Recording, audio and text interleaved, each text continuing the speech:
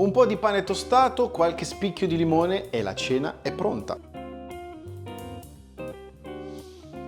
Verso in padella un bel giro d'olio, facciamo soffriggere uno spicchietto d'aglio e ora possiamo tuffare le cozze. Le ho già pulite, quindi private del bis, o comunque potete trovare su Giallo Zafferano la scuola di cucina. Teniamo la temperatura medio-alta, diamo una mescolata. Stiamo utilizzando pochissimi ingredienti, quindi vi consiglio vivamente di prenderli di qualità. E possiamo sfumare col vino bianco.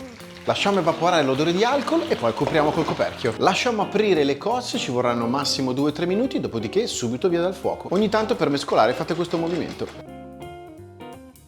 Manca solo un po' di prezzemolino fresco e una bella grattata di pepe nero. E possiamo impiattare.